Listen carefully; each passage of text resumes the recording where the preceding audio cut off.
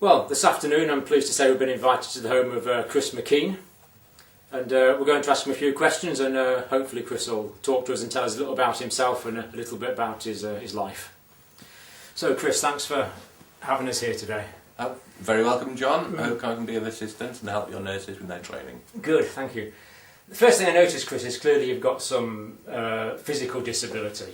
I wonder if you'd like to show us what movements you're able to carry out. Well, the range of movement I have is consistent with a C3-C4 spinal cord injury patient, which is basic shoulder girdle movement, few upward shoulder movements, absolutely no balance, and then also slightly restricted breathing due to paralysed intercostal muscles. Right, so therefore my voice will be weaker once I've taken a few breaths. But mobility-wise, I use an electric wheelchair with a chin control. So obviously you can't use your hands or your feet? Or no, I've got no hand movement, no arm movement, no leg movement, but and no sensation either, apart from internal sensation. Okay, so you can't feel anything below the level of... Below this level of my neurology, which is C3-4, which is normal sensation down to about just above nipple level, and then below that it's like wearing a very heavy diving suit. Very, very dull sensation, but no actual touch sensation that would appear in a normal person. And then how did this happen, Chris? It was a result of a rugby injury in 1978, sustained just as a complete freak accident. I broke my neck, suffering a C3-4 fracture dislocation. Sorry about the dog. No, the dog's good. Suffering a C3-4 fracture dislocation of the spinal cord, also damaging the phrenic nerve.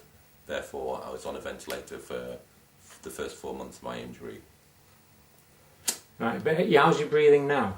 Breathing's pretty good now, but I had a major operation in 2000 for an abscess on my colon, and therefore the tracheostomy was reinserted, mainly for safety reasons, because I had to be reventilated due to an imbalance in blood gases. And you feel fairly comfortable with that? Yeah, pretty comfortable now with all the breathing side of it. As I said, the tracheostomy has been left in for safety reasons, but hopefully within the next 18 months to 2 years I hope to have it removed again. Okay. Because up until 2000 I was without a tracheostomy. Because it must be very hard for someone who hasn't got a spinal injury to understand just how it feels. So can you sort of go into a bit more how it feels, how your balance is? You know, are you aware of where parts of your body are? You are aware of the where your body lies, as in, I know my legs, I'm in a seating position now. Also when I'm laid into a lying down position, you can tell that you're actually lying down. It takes a little while for your brain to sort of establish the perception of your body. This all takes sort of 2 to 3 minutes, but then you know roughly where your body is lying. You wouldn't exactly be able to tell that your foot was turned inwards or outwards, but you'd know your legs was lying out in front of you. The actual perception of feeling is because I have not actually a complete lesion. It is slightly incomplete. The fact there's a few strands of spinal cord still connected. Therefore, I have a minimal amount of what they call internal sensation, leading to what they call proprioceptive feeling. So therefore, I know whereabouts my body is in situation, like I can tell whether I'm sitting or lying or an arm's fallen off, things like that, but unable to do anything about it. Right. And you couldn't feel pain or anything? In your hands? You can't feel external pain like a burn or anything, but there would be a reaction, and the reaction to that would be immediate spasm, because any external stimulant results in what we call a spasm, which is like a tensing of the muscles, and this is just an autonomic thing. It's very difficult to explain, but you would still suffer the same injuries with a burn, and infection would set in straight away if it wasn't treated. So therefore I've got to be careful of skin problems and other things that occur. So you're actually more prone to skin problems, and do you have healing difficulties? Yes, much more prone to skin problems. If you are sat on any one place for 20 minutes, you would start suffering the effects of pressure. Therefore, I have a special cushion that I sit on, which is called a Roho cushion, which enables me to sit for 24 hours without being moved and not sustain any red areas. I have a special air flotation mattress to lie on during the night, thus again enabling my carers to get a full night's sleep. But skin problems are one of the main things to be aware of in a spinal cord injury. So you're constantly being aware of the risk of pressure sore formation. Checking for red pressure areas every morning and every night, and then during the day, if there's something feels uncomfortable or you've got irritant spasm, then you know that something is annoying you. Mm. I think you should show us how this chair works, if you don't mind, Chris. It's very impressive. It's operated by a chin control system. You press the green button for it to go on, and then there is a joystick in front of my mouth, and for it to go forward, drive forward, backwards, backwards, left, left, right, right. Excellent. Now that is on a very, very slow speed. It actually will go along outside at a roughly fast walking speed, about 4.5 miles an hour. And you take the dog for walks? Yes, certainly take the dog for walks. But if you'll ever let me get up. I'm sure he appreciates it. Yeah. Oh, he does. He's a good little friend. Yeah. So tell us about your day-to-day activity, Chris. How does your day begin? Day-to-day activity. It's very involved with the community nursing team, which is based at Cawthorne Surgery, High Heskett. Without the backup of the community care system, I wouldn't be able to live in my own environment, which, as you see, is it's a bungalow adapted to take a wheelchair person, which I designed myself. Was built for me about 10 years ago. Day to day, I have a member of the district nursing team comes in every morning to help me with a PA who lives with me 24 hours a day as part of my personal care package, and they help me with all the personal hygiene aspects: washing, bathing, dressing, bowel care, bladder care, and everything that goes with what you would call a normal routine: shaving, teeth cleaning, and everything else. I suppose when people think of spinal injuries, they often think about the physical movement disability. Yes. But they think less about the autonomic nervous system effects. The actual paralysis is probably the least of your problems, because mobility, with the advances of technology, have improved so much that I'm able to get about using electric wheelchair, especially adapted vehicle. The more complex things that are likely to go wrong are having a paralysed bladder, a paralysed bowel, and your skin problems, all of which can set off a thing called autonomic dysreflexia, which is a very it's very strange and very rare thing. It only occurs in spinal cord injured patients above a level of T6, and seen as my lesion is at C3-C4, therefore I suffer from this thing called autonomic dysreflexia.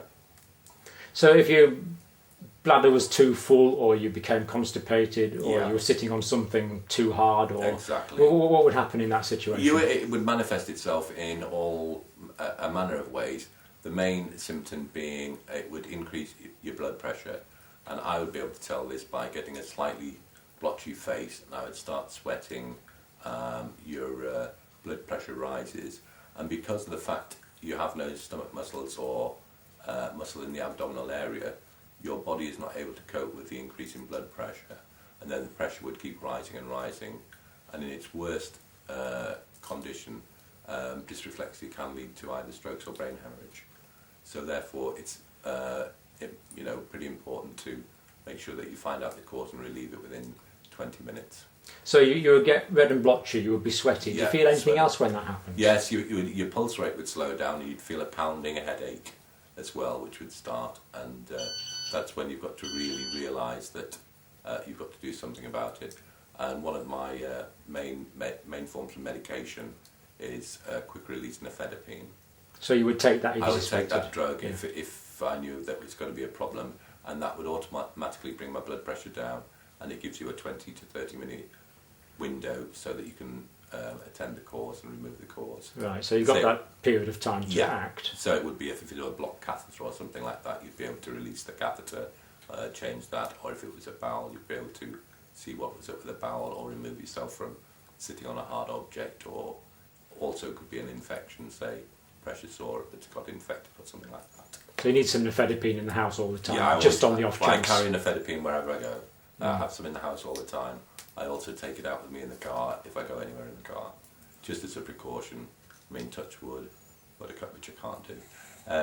I haven't had a major reflexic attack for 2 to 3 years, but then I don't want to sort of tempt fate. But that's due to good management and good anticipation, It's due isn't to it? good management, it's due to the care I get, it's due to being aware of your body, which I take a big interest in anyway, having talked to student nurses, medical students, and also being very interested in the medical profession myself.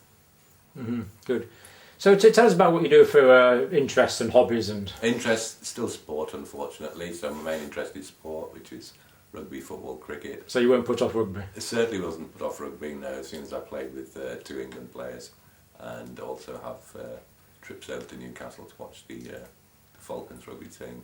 Other hobbies are, as I said, just getting out and about, holidays, socialising, use my computer to do all my finances and all my emails and everything, and keeping in touch with the outside world.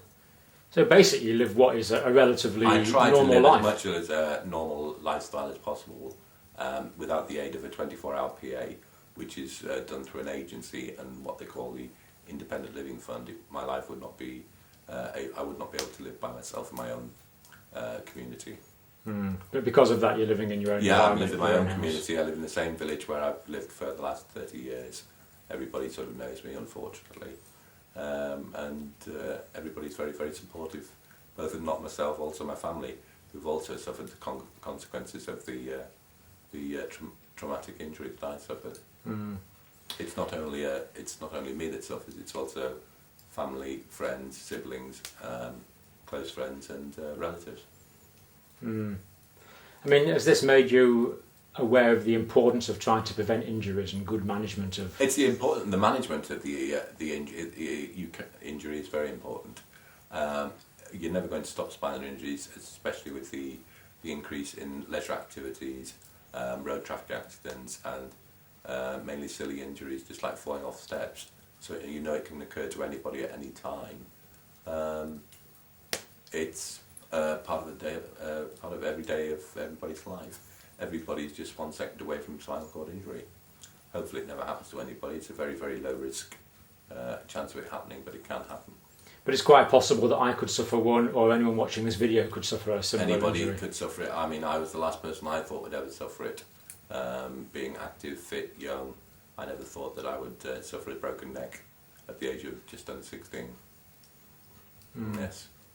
Do you want to tell us about how you adapted to that, Chris? I mean, to have that sort of trauma at 16 must be... It's very difficult. I think it was probably easier to cope as a young man rather than somebody who'd already got their lifestyle established. Having spoken to other people, they find it probably easier to cope when they've been in their mid-30s having spinal injuries. It all depends on the person themselves and their attitude that they take. I try to be as positive as I can.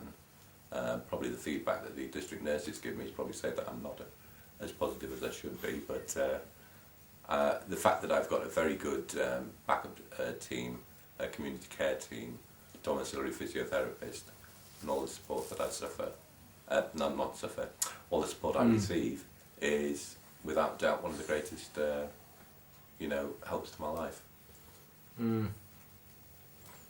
Good. And having a little dog for company. Yeah, it's a great dog. Yeah. Thanks very much for that, Chris. And I believe in a minute you're going to show us a little bit about the house. Yes, by all means. And if there's anything that your students would like to ask, by all means, just let them put questions to you, and we'll hopefully be able to answer any of their inquiries. Good. Thank you very much. And take care. Right.